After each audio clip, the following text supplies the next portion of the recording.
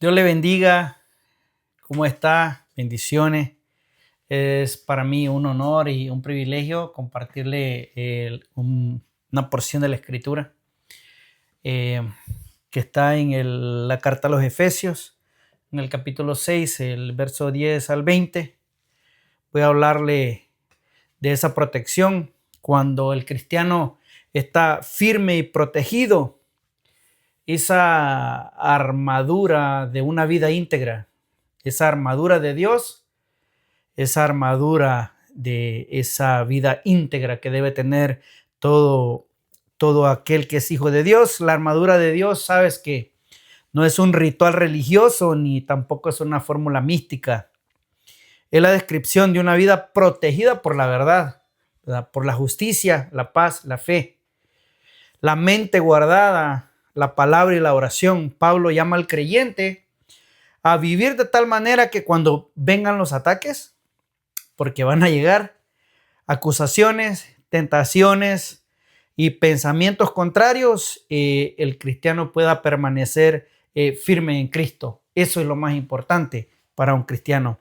Porque mire, hay una gran diferencia entre ser atacado y otra muy grande es ser derribado. Y sabe que el cristiano será atacado, el cristiano será tentado, será acusado, será probado y vendrán pensamientos, dudas, insinuaciones, acusaciones muchas veces, temores y presiones. Pero Pablo dice que el creyente puede permanecer firme y es ahí donde vamos a estudiar en esta hora, en este día, compartirle un poco. Y la pregunta no es, ¿y vendrá el día malo? Porque, claro, la pregunta es, cuando venga el día malo, ¿verdad? ¿Estaré vestido o estaré expuesto? Esa es la pregunta muy importante. Pablo no presenta la armadura de Dios como si fuese un accesorio espiritual, tampoco como una oración mecánica, donde el creyente dice, me pongo el cinturón, me pongo la coraza, me pongo el yelmo y ora como un mantra, ¿verdad? Yo tengo puesto el cinturón, tengo puesta la coraza y me pongo también el yelmo, dice, pero vive en mentira, vive en injusticia, vive en un descuido de su vida espiritual. Y no, mire, la armadura es una vida protegida por la integridad. La verdad, sabe que la verdad protege contra el doblez. La justicia protege el corazón. La paz protege el caminar. La fe apaga los dardos. El yelmo protege la mente. La palabra discierne y corta el engaño. La oración mantiene activa esa dependencia del poder de Dios. Pablo va enlazando una pieza con otra. No son piezas aisladas. Son aspectos de una misma vida. Una vida firme, íntegra. Una vida protegida y una vida dependiente de Dios, que eso es lo más importante. Y Pablo comienza en la carta a los Efesios, comienza allí hablando de esa firmeza. Y esa firmeza comienza en Cristo y no en la autosuficiencia de nosotros. Y dice Efesios capítulo 6, verso 10, dice, por lo demás, hermanos míos, dice, vea cómo dice, fortaleceos en el Señor y en el poder de su fuerza. Pablo comienza diciendo, fortaleceos en el Señor. Eso es muy importante.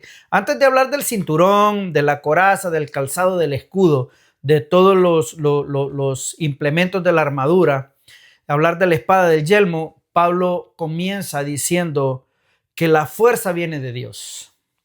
Y la palabra fortaleceos tiene la idea de ser fortalecidos continuamente, de estar en esa conexión. No es simplemente sean fuertes ustedes mismos, y sino es sean fortalecidos en el Señor, manténganse fuertes en el Señor. Y es importante, mire, porque la vida íntegra no comienza con orgullo moral, no comienza diciendo yo soy fuerte, comienza diciendo mi fuerza está en Cristo.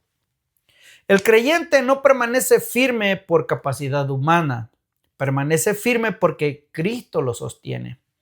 Pero esa fuerza recibida de Cristo debe expresarse en una vida coherente con el Evangelio. Y ese es el reto. Y ese es el reto para nosotros. Porque mire, dice, Cristo me da una posición en Él. La obediencia protege mi comunión. Cristo me justifica. La integridad protege mi testimonio. Cristo me sostiene, pero yo debo vestirme de lo que Dios me ha provisto. Y eso es bien importante. Por eso Pablo no dice solamente Dios los protege, dice vestidos. Hay responsabilidad de parte de nosotros. Estar firmes, ¿sabe? Es permanecer de pie cuando vienen esos ataques o cuando vienen las acusaciones. Dice Efesios, dice el verso 11, mire, dice, vestidos de toda la armadura de Dios para que podáis estar firmes contra las acechanzas del diablo. Y esa expresión estar firme viene de una palabra que significa estar de pie, significa mantenerse, permanecer estable.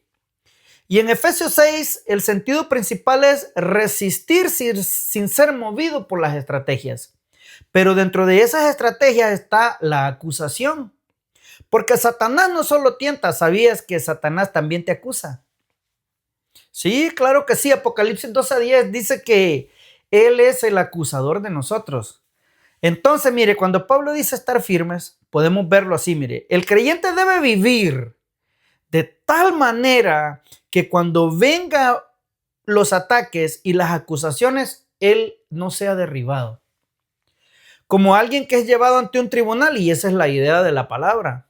Y permanece de pie porque no hay acusación legítima que lo condene. No porque sea perfecto en sí mismo, sino porque está en Cristo y no vive una vida con un doblez. Que en su casa es una cosa, en la iglesia es otra. No, él vive de una manera íntegra delante de los hombres y delante de Dios. Porque una cosa es que el enemigo nos acuse falsamente. Una cosa es eso. Y otra cosa es que mi propia conducta le dé terreno para que me acuse. ¿Verdad? Una cosa es ser atacado por vivir en Cristo y otra cosa es ser debilitado porque vivo contradiciendo al Evangelio o no vivo de una forma coherente a mi fe. ¿Verdad? Por eso Pablo habla de la armadura. La armadura protege, pero nosotros debemos proteger nuestra vida. Nosotros debemos de cuidar nuestra integridad. La batalla, no es contra personas, la batalla es contra huestes espirituales de maldad, pero afecta nuestra conducta. Dice el verso 12, porque no tenemos lucha contra sangre y carne. Pablo no dice que no habrá conflictos. Claro que sí, sí los habrá. Por supuesto, habrá problemas. Claro. Habrá problemas familiares, tensiones en las iglesias, habrá oposición, malentendidos, habrá presiones, habrá heridas. Pero Pablo nos recuerda que el problema más profundo no es personas, sangre y carne, dice, no es contra personas. Esa lucha habla de esa lucha intensa, cuerpo a cuerpo, esa lucha que sostenía un soldado romano en el combate cuerpo a cuerpo. Y eso nos enseña algo muy importante. Mire, muchas veces el enemigo va a usar conflictos visibles para producir daños invisibles. Puede usar una ofensa para sembrar resentimiento, una crítica para producir orgullo. Puede usar una presión para provocar una desobediencia o una caída para producir condenación, un pensamiento para desviar nuestra mente o una acusación para quitarnos firmeza. Por eso el creyente no debe pelear con armas carnales, con armas físicas. La respuesta no es chisme, no es venganza, no es manipulación, no es orgullo, no es apariencia religiosa. La respuesta es una vida protegida por la armadura de Dios. Dice el verso 13, Por tanto, dice, tomad toda la armadura de Dios. La armadura significa toda esa armadura completa, la panoplia, dice el griego, completa. Pablo nos dice una parte, tomen toda la armadura. ¿Y sabes por qué? Porque una vida parcialmente protegida sigue siendo vulnerable. Si tengo verdad, pero no practico la justicia, estoy expuesto. Si tengo justicia externa, pero no tengo una verdad íntima, estoy expuesto. Si digo tener paz, pero no tengo fe, también estoy expuesto. Y si tengo fe, pero mi mente está descuidada, de igual manera. Si conozco la palabra, pero no oro, no tengo vida de oración, estoy expuesto a los ataques del enemigo. Pablo está describiendo una vida completa, una vida coherente, una vida íntegra. Y el propósito es claro, dice, para que podáis resistir en el día malo. Y habiendo acabado todo, estar firmes. El día malo no se anuncia siempre, a veces llega sin avisar. Puede ser un día de tentación, de presión, de enojo, de cansancio, un día de acusación. Puede ser un día de prueba, si la fe es genuina o es superficial. Pablo dice, cuando llegue ese día, ¿sabes qué? Dice Pablo, necesitas estar protegido. ¿Y cómo me debo proteger? Bueno, dice el verso 14, estad pues firmes, ceñidos vuestros lomos con la verdad. La primera pieza es el cinturón. El cinturón del soldado ajustaba la ropa, permitía libertad de movimiento. Si el cinturón faltaba, todo quedaba suelto, incómodo y peligroso. Pablo dice que el creyente debe estar ceñido con la verdad. Y esa palabra verdad incluye la verdad de Dios, la del evangelio, pero aquí tiene una dimensión práctica. Habla de esa vida genuina. El cinturón de la verdad, porque yo me debo vestir, tiene que ver con que yo debo vivir una vida sin doblez, que yo debo vivir una vida íntegra, sin mentira, que yo no debo vivir una vida de apariencia. Esa verdad, ¿sabe dónde? Esa verdad en lo íntimo, cuando nadie me ve. David dijo en el Salmo 51:6, dice el salmista, es aquí tú amas la verdad, dice, en la iglesia. La verdad en la reunión, no, tú amas la verdad en lo íntimo, dice el salmista, ¿verdad? Eso es el cinturón de la verdad. Una vida ajustada por dentro, una vida acorde, no solamente la verdad en la boca o la verdad en el púlpito, no solo verdad en la doctrina o en una conversación, sino en lo íntimo, una vida íntegra. Porque una persona, mire, una persona puede hablar verdad y sabe que puede vivir mentira. Claro que sí. Puede defender doctrina y esconder una doble vida.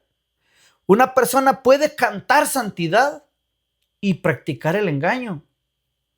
Puede tener apariencia de firmeza, pero por dentro estar bien frágil, bien desajustado.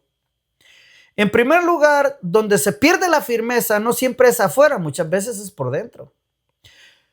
Y cuando se pierde la verdad en lo íntimo, todo lo demás comienza a desbalancearse. El creyente debe preguntarse, ¿estoy viviendo en la verdad? Y esas son preguntas loables que podemos hacernos. Si hay doblez en mi vida o si en mi vida hay algo que estoy escondiendo. Si hay una mentira que estoy protegiendo. Si hay una apariencia que estoy sosteniendo. Hay algo en lo íntimo que contradice aquello que confieso en público. Y esas son preguntas que es muy bueno meditar en ellas para nosotros saber dónde estamos parados. Porque mire, la firmeza pública, ¿sabe a dónde comienza? Comienza con la verdad en privado. Allí comienza la firmeza pública, con la verdad en privado. Y dice el apóstol Pablo en el verso 14, sigue diciendo él, y vestidos con la coraza de justicia. Qué interesante, mire, la coraza protegía el pecho, el corazón y los órganos vitales. Y la palabra justicia tiene mucho que ver Porque es cierto que toda justicia del creyente comienza en Cristo. Eso lo sabemos, ¿verdad? No somos aceptados por nuestras obras. Cristo es nuestra justicia. Pero en este contexto, Pablo está hablando de una vida práctica. Vestido, Efesios 4:24 dice, vestíos del nuevo hombre. Vístete del nuevo hombre, creado según Dios en la justicia y santidad de la verdad. Entonces, la coraza de justicia tiene que ver con una conducta justa, una vida recta, una manera de vivir que sea acorde, que corresponda al Evangelio de Jesucristo. Mire, la justicia protege el corazón. ¿Sabe por qué? Porque una conciencia limpia te da firmeza. Y cuando el creyente vive injustamente, se expone. Cuando practica lo que sabe que está mal, pierde firmeza. Obviamente, cuando vive en pecado oculto, pierde esa libertad. Cuando trata mal, engaña, manipula o actúa con doblez, está vulnerable. Porque el acusador acusa, válgame la redundancia, pero muchas veces no necesita inventar mucho cuando nosotros mismos vivimos de manera desordenada. Por eso la coraza protege el corazón.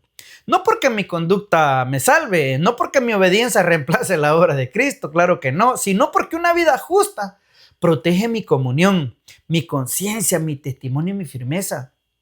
¿Sabe que hay cristianos que viven sin paz? No porque Dios no los ame, no, sino porque están viviendo contra la justicia que conocen. La injusticia debilita nuestro corazón. La obediencia lo guarda, la doble vida lo expone y la justicia práctica lo protege. La justicia de Cristo, ¿sabe? Me declara acepto ante Dios. La conducta justa protege mi corazón, protege mi integridad. Y dice el apóstol Pablo, ¿y qué más sigue diciendo? Calzaos los pies con el apresto del evangelio de la paz. El soldado necesita buen calzado para mantenerse firme. Sin el buen calzado podría resbalar, podría caerse. Pablo habla de ese evangelio de la paz y esa paz comienza con la reconciliación con Dios, porque Romanos 5:1 dice que justificados pues por la fe tenemos paz para con Dios. Pero esa paz también se experimenta en el caminar diario, y en esa vida práctica, cuando el creyente vive en coherencia con el evangelio. ¿El evangelio me reconcilia con Dios? Claro que sí. La vida íntegra me permite caminar en esa paz, sin contradicciones. Cuando vivo en la verdad y camino en justicia, mis pasos tienen estabilidad. Pero cuando vivo en mentira o injusticia, ¿sabe qué pasa? Pierdo la paz. No porque Cristo haya dejado de ser suficiente, no, sino porque mi caminar contradice el evangelio. ¿Sabe que hay cristianos que quieren paz, pero no aman la verdad? Quieren paz, pero no quieren la obediencia. Buscan la paz y no quieren perdonar. Quieren paz, pero no quieren dejar esa doble vida. Y el calzado del evangelio de la paz significa que mis pasos están afirmados en la obra de Cristo y ordenados por una vida coherente con esa obra. Por eso es bien importante, mire, preguntarnos, ¿mis pasos están caminando en paz? ¿Estoy caminando en una dirección que contradice el evangelio? También es bueno preguntarse, ¿estoy perdiendo paz porque me resisto a la verdad? Mire, la paz del evangelio no solo me reconcilia con Dios, sabes que también ordena mis pasos delante de Dios. Y dice el verso 16, sobre todo, dice Pablo, sobre lo demás, todo lo que he dicho antes, dice, tomad el escudo de la fe, con que podáis apagar todos los dardos de fuego del maligno. El escudo protegía al soldado de los dardos encendidos, de las flechas encendidas. Pablo dice que esos dardos vienen del maligno. Pueden venir como tentaciones, acusaciones, dudas, temores, deseos, resentimientos o pensamientos que buscan encender algo destructivo. dentro de nosotros. El enemigo, mira, lanza dardos. ¿Sabe cómo son los dardos que lanza? Mire, te empieza a decir, Dios no te ama. O dice, no vale la pena obedecer. O también te dice, es que nadie ve tu fidelidad. O dice, esto te lo puedes permitir, esto no es malo.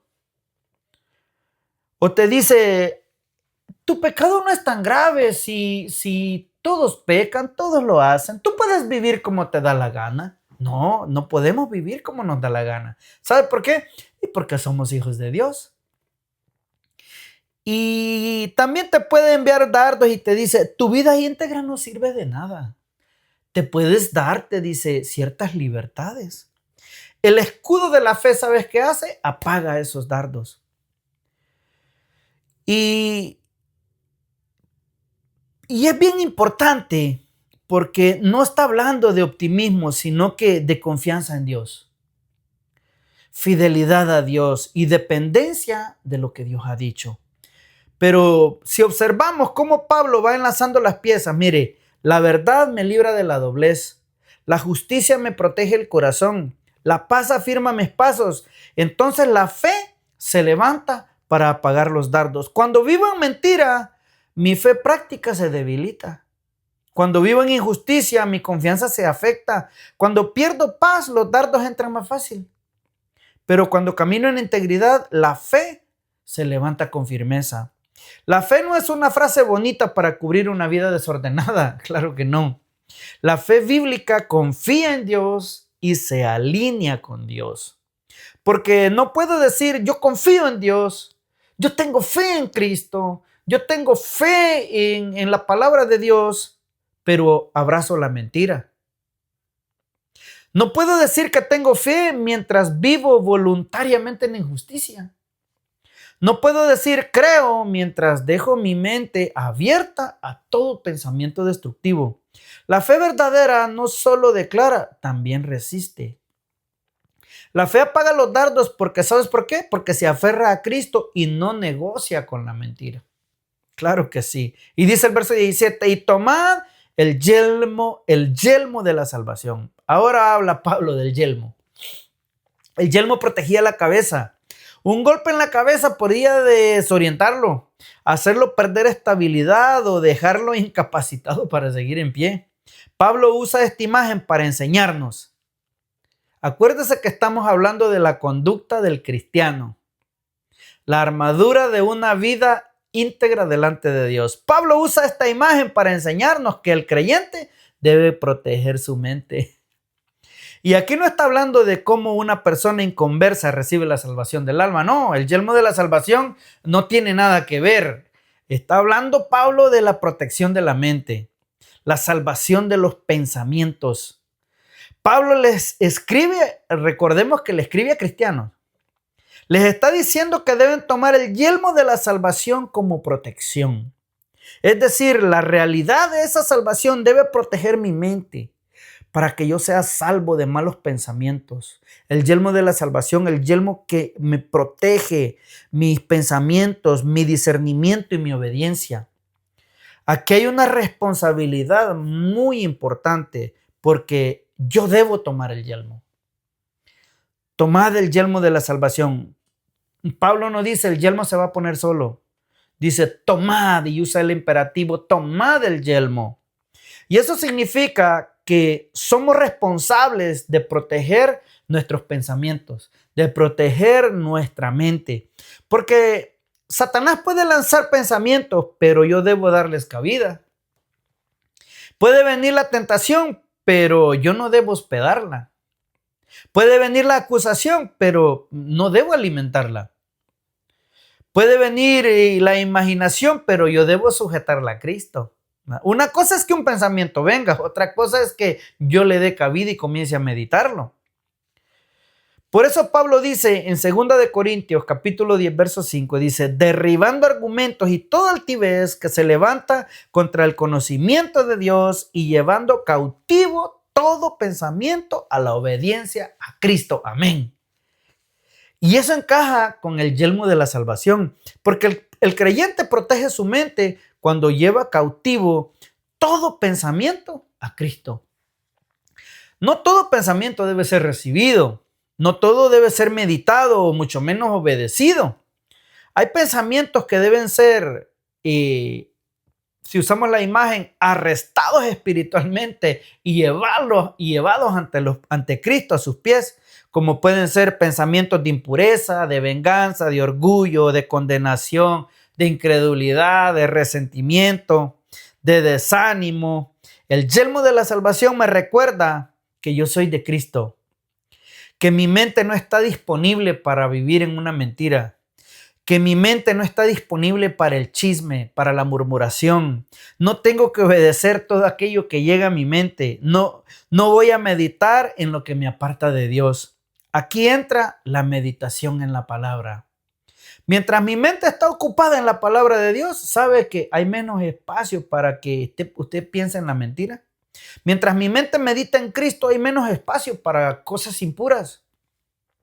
Mientras mi mente está rendida a Dios, hay menos espacio para pensamientos que me aparten de Él. El salmista dijo, en mi corazón he guardado tus dichos para no pecar contra ti. Salmo 119:11. Y también dice, sino que en la ley de Jehová, dice, está su delicia y en su ley medita de día y de noche. Salmo 1:2. La mente protegida no es una mente vacía, es una mente llena de la verdad de Dios. Porque una mente vacía se vuelve un terreno disponible. Una mente descuidada se vuelve una puerta abierta. Porque mire, una mente sin discernimiento puede llamar normal a lo que Dios aborrece, a lo que te aparta de Dios. Por eso debemos de cuidar lo que miramos, lo que escuchamos, en lo que meditamos. Debemos evitar esas conversaciones, esos escenarios imaginarios, esas cosas que a Dios no le agradan. Porque muchas caídas no comienzan con una acción, comienzan con un pensamiento. Primero vino la idea, luego la imaginación, luego el deseo, la decisión y por último la caída.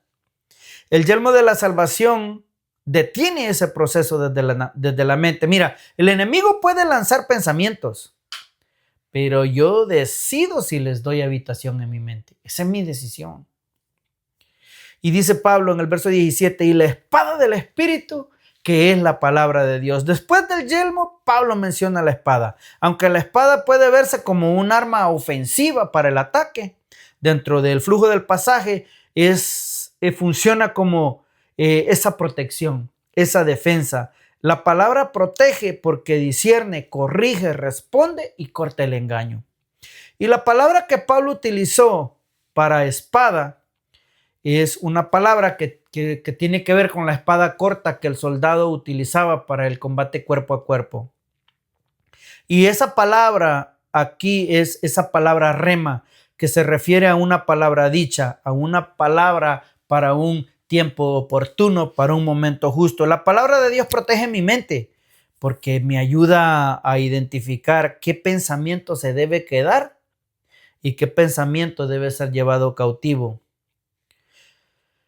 Jesús mismo, cuando en la tentación, él respondió con la escritura. Él siempre dijo, escrito está, escrito está. Cuando venga un pensamiento, llévalo a la palabra. Cuídate, si el pensamiento dice, no puedes cambiar, la palabra dice que Dios transforma. Si el pensamiento dice, no perdones, la palabra dice, perdonemos como Cristo nos perdonó. Si viene un pensamiento que te dice, nadie ve tu fidelidad, la palabra dice que Dios ama la verdad en lo íntimo y que Él ve aquello que hacemos en secreto. Si el pensamiento dice ya no hay esperanza, la palabra dice que ninguna condenación hay para los que están en Cristo Jesús. La palabra en la mente protege el pensamiento, la palabra en el corazón protege nuestra vida. Y el 18 dice que para mí es el más importante, el que activa todo lo demás. Dice Pablo, orando en todo tiempo, con toda oración y súplica en el Espíritu. Dice Pablo, no termina diciendo, ya tienen la armadura, ahora confíen en ustedes mismos. No, termina con oración. La oración no aparece como una pieza más de la armadura, sino como el ambiente donde toda la armadura se mantiene viva. La verdad sin oración se vuelve fría. La justicia sin oración se vuelve orgullo. La paz sin oración se vuelve incomodidad. La fe sin oración puede volverse en un discurso nada más. El yelmo sin oración se puede volver en un esfuerzo mental. La palabra sin oración puede volverse información nada más, llenos de información.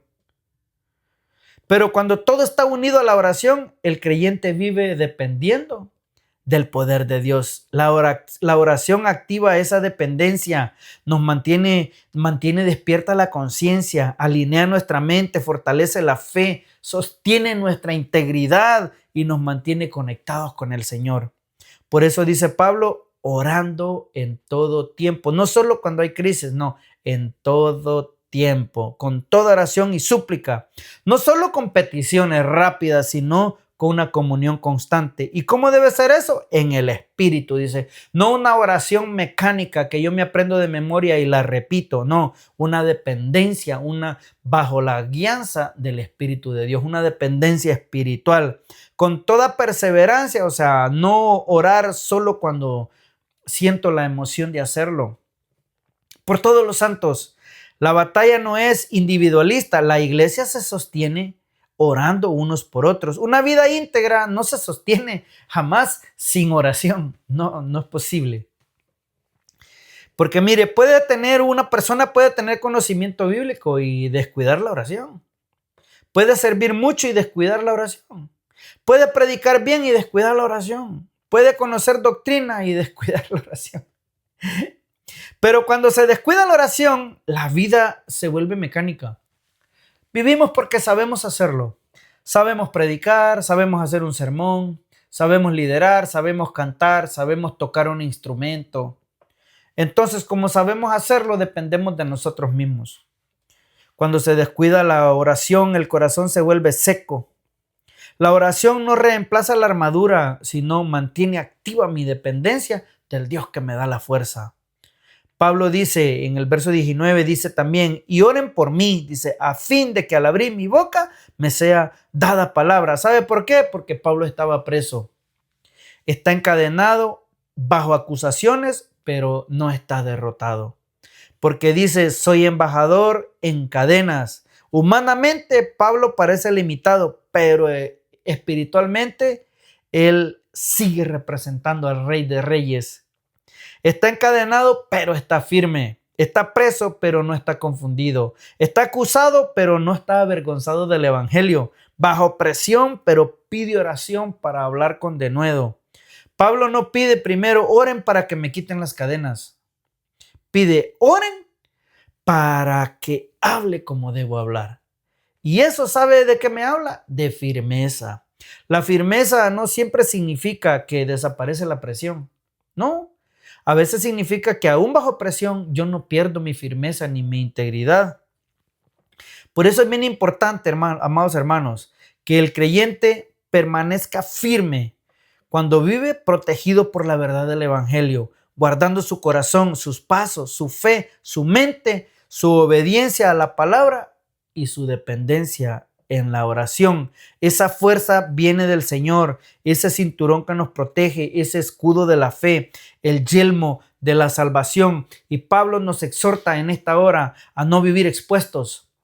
¿Verdad? Hay creyentes que oran contra los ataques, pero viven abriendo puertas. Abren puertas con mentiras, con resentimientos, con injusticias, con pensamientos no confrontados. Muchas veces abrimos puertas con faltas de perdón, con orgullo, descuido de la palabra y muchas veces con poca oración. Por eso Pablo dice, vístanse. No confundas un ataque con una acusación legítima. A veces el enemigo te acusa falsamente. Claro, en ese caso descansa en Cristo, pero a veces la acusación revela algo real que debe ser corregido. En ese caso, arrepiéntete, vuelve a la verdad y toma nuevamente la armadura. No uses la gracia para justificar una doble vida. No uses la acusación falsa como excusa para ignorar convicción de verdad. Protege tu mente. No todo pensamiento debemos darle cabida. No todo pensamiento merece quedarse en nuestro corazón. Lleva cautivo esos malos pensamientos a Cristo. Debemos llenar nuestra mente también con la palabra. Eso es muy importante, meditar en la palabra, orar la palabra, responder con la palabra y examinarnos también con la palabra. El creyente, mira, que llena su mente de la palabra de Dios, tiene menos espacio para que la mentira encuentre cabida en él. Imagínate a un soldado que tiene una excelente armadura, pero decide quitarse el casco porque le incomoda. El enemigo no necesita destruir toda la armadura, solo necesita encontrar un área descubierta.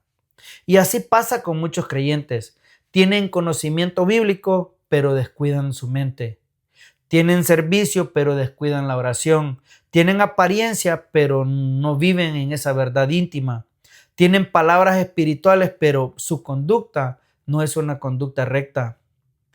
Traen Biblia, pero no hay obediencia. Y cuando viene el día malo, no caen porque Cristo sea débil, caen porque estaban expuestos. Por eso Pablo dice, tomad toda la armadura de Dios, no una parte, no solo los domingos, no solo cuando hay crisis, toda la armadura, todos los días y durante toda mi vida. Y en conclusión, la armadura de Dios es esa protección de una vida íntegra. El cinturón me llama a vivir en verdad, a no vivir una vida doble. La coraza me llama a vivir en justicia, en esa vida justa, práctica, practicando la justicia. El calzado me llama a caminar en paz para con Dios y para con los hombres. El escudo me llama a confiar en Dios. El yelmo me llama a proteger mi mente y la espada me llama a vivir por la palabra. Y la oración me llama a tener esa dependencia de Dios. El creyente firme no es el que nunca es atacado, no, es el que cuando es atacado permanece en pie. Dice, no porque sea perfecto, no porque no tenga malos pensamientos, o no porque nunca sea tentado, sino porque está en Cristo. Vive en la verdad, camina en justicia, protege su mente, responde con la palabra y ora en dependencia del poder de Dios. Por lo demás, hermanos míos, dice el apóstol Pablo, fortaleceos en el Señor y en el poder de su fuerza. Vestíos de toda la armadura de Dios para que podáis resistir en el día malo y habiendo acabado todo, estar firmes. Amén. Que el Señor le bendiga en esta hora. Hoy es bueno meditar en la palabra, que Dios nos ayude a vivir una fe no solo confesada con los labios, sino protegida por una vida íntegra delante de Dios. Que el Señor le bendiga. Espero que esta palabra le sea de bendición. Es un honor para mí y un privilegio dirigirme a usted para compartirle la palabra del Señor. Que tenga un muy bendecido día. Hasta la próxima. Que Dios le bendiga y recuerde, Maranata, el Señor viene. Prepárese, prepárese porque Cristo viene. Y recuerde, Cristo le ama y yo también.